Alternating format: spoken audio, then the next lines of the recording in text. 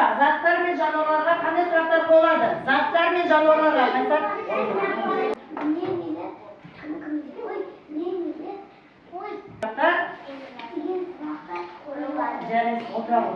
Адамдардың аты жөні қалай жазылады? Кім айтады?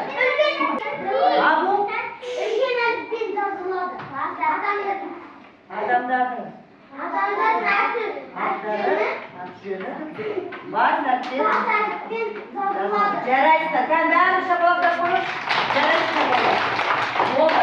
Келесі сыныпта ең көп сөз оқитын кім? Мейірім екен, иә? Мейірімнің жанында міне мейірімнің аты тұр. Мейірім енді біздің сыныпта сабаққа белсенді қатысады, бірақ кейде бұзықтық жасайтын кім? Қазірмен көрші жалғас сені айтып тұру керек. Алып берсінші ма? Келесі біздің сыныпта ең әдемі жазатын кім? Аяла жанның атын кім? Және сабаққа белсенді қатысатын, сабағын жақсы оқитын кім екен? Жарайсыңдар. Тыныштық сақтай. Енді мына сөздерге назар аударайықшы балалар.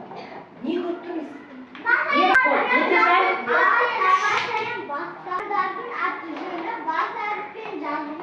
Дұрыс айтасың, бас әріппен жазылады. Демек, бүгінгі біздің сабағымыздың тақырыбы жазатын сөздер.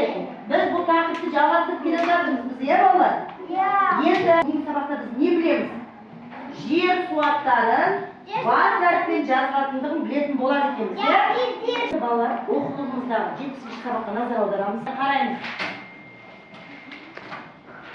Қараймыз. Бірінші жаттығуда мына кісінің аты жөні Құлкерім Елемес. Бұл кісі Қытай Халық Республикасында дүниеге келген, 1994 жылы біздің Қазақстанға көшіп келген, және бұл кісі Балдырған журналының редакторы болған, Егемен Қазақстанның тілшісі болған кісі. Енді осы кісінің Бурабай деген өлеңін берген, иә?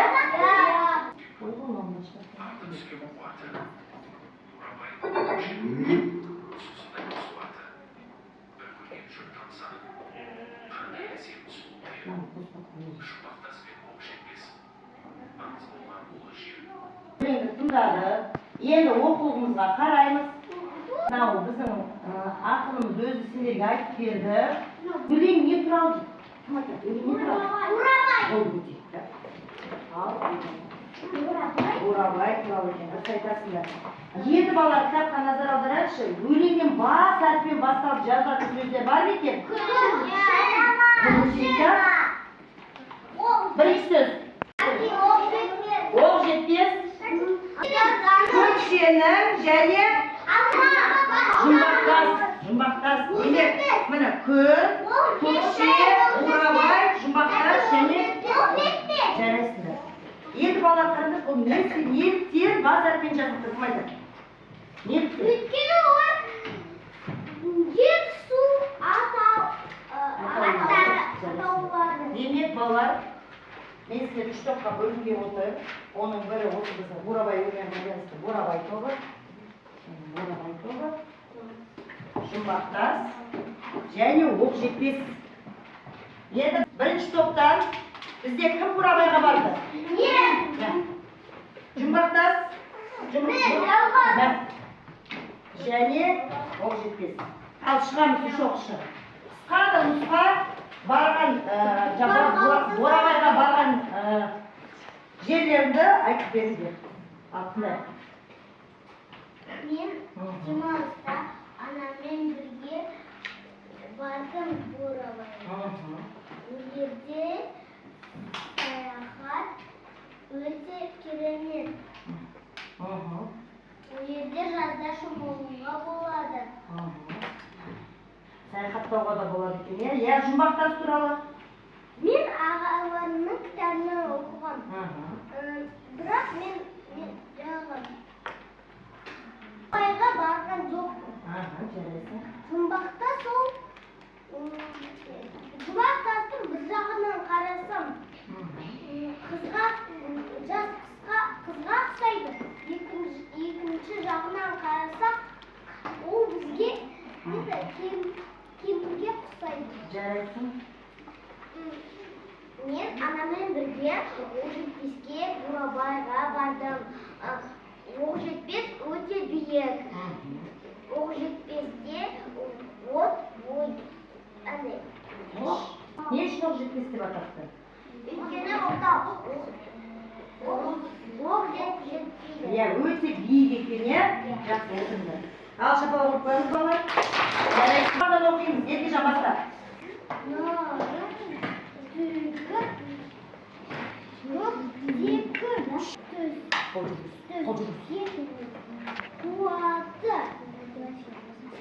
Бурабай ол көкшенің суындай суаты. Бірінші ма?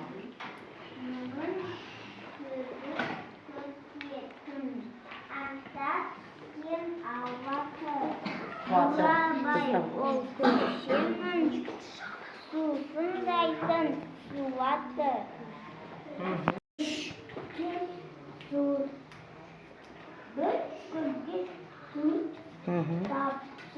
Дұрыстап оқы, тамсанып.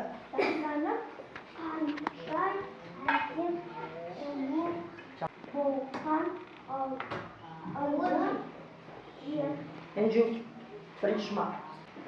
Арға түскен қуаты. Бурабай ол көкшенің суындайтын суаты. Азият оқы екінші.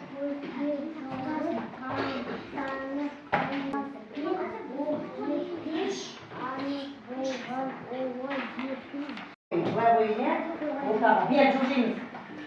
Екінші топ, сендер мына парақтардың ішінен, мынақта сөздер шашылып жатыр, соның ішінен қала атаулары мен тау атауларын тауып жапсырасыңдар. Бер жылжыңдар, бер жақындатың. Жалғыз бер жақындатың. Біткеннен кейін екі рет шапалақтаймыз, шуламаймыз. Үшінші топ, сендер басар пирамидасын тұрдырасыңдар, бер жылжы. Бұл жерде мына қараңдар, астындағы қызыл неге мемлекет атауларын жазасыңдар, жапсырасыңдар, ашып тұр жазылып. Тауып бір табасыңдар, жер суаттарын жасылға жапсырасыңдар, және мына неге розовый түске азаматтарын жапсырасыңдар. Мына жақтан тағыңдар сөздердің ішіне.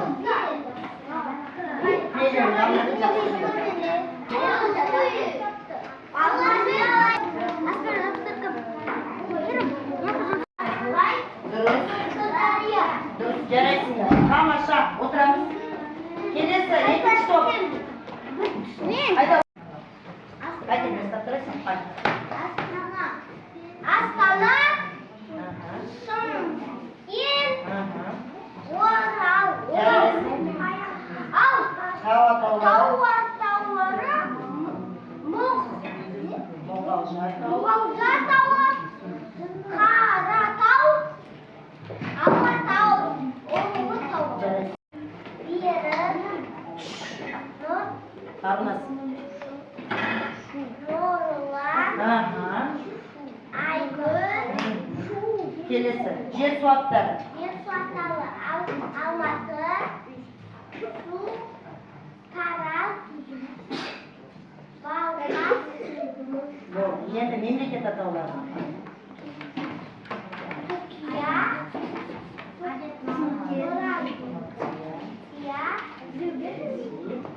Ресей, Қытай. Жарайсыңдар. Шапалағын қойып, үш топта жарайсыңдар. Тамаша. Кәмпітке отырамыз. 7-ші қоңырау, 17-ші рет ашамыз. Бері қараймыз барлығымыз. Бурабай және жайық деген екі сөзді көркем етіп жазу керек. Аңсар басы көтер. Кім тағы жат жазу олды?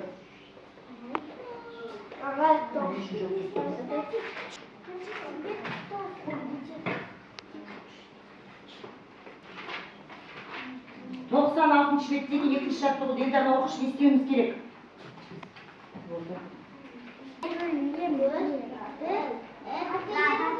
Не дейді? Қатсеңдер дәптерге жазды қалғандар. Борт аламыз. Halimхан. Davut Salim.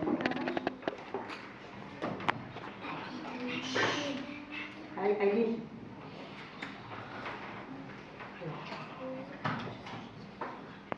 Ko'tar boshladim. Ko'p, kel taqamiz.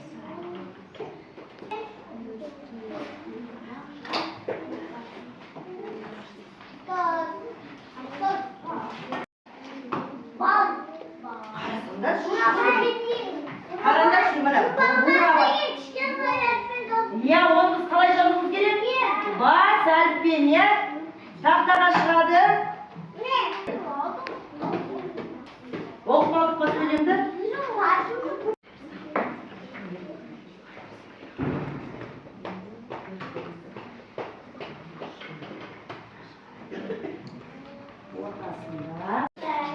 Bәріміз шаршаған болармыз, я? Енді ручкамызды қоямыз, дәптерімізді ашамыз, енді логикалық тапсырма орындаймыз.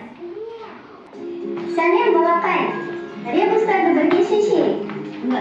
Үдемей жатсаң, аузаны басып қой. Не болды, Джо? Көп, және жиде. Жауабы. Көмжиде. Жарайсыздар. Келесі тапсырма.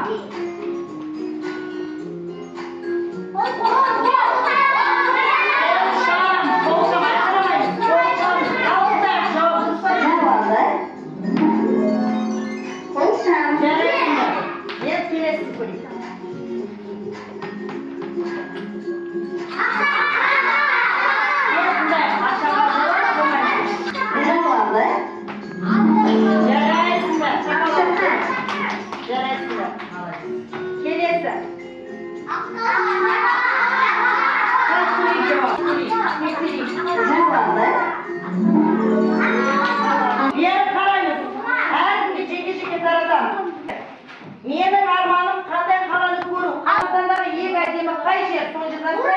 Және биыл жазда қайда демалғым келеді? Шыдам. Қайда демалып армандасың? Менің арманым қайда? Ол жазда. Шыдам.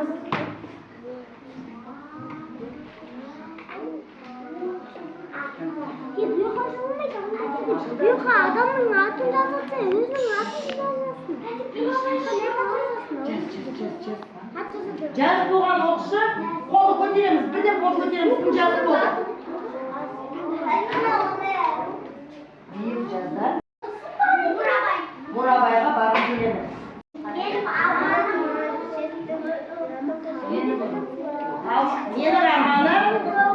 қай қаланы көру? Қай қаланы жаз? Бурабайды көру. Екінші, Қазақстандағы ең әдемі жер? Алматы. Жарайсың. Биыл жазда қайда демалғың келеді? Дубай. Дубайда демалғың келеді.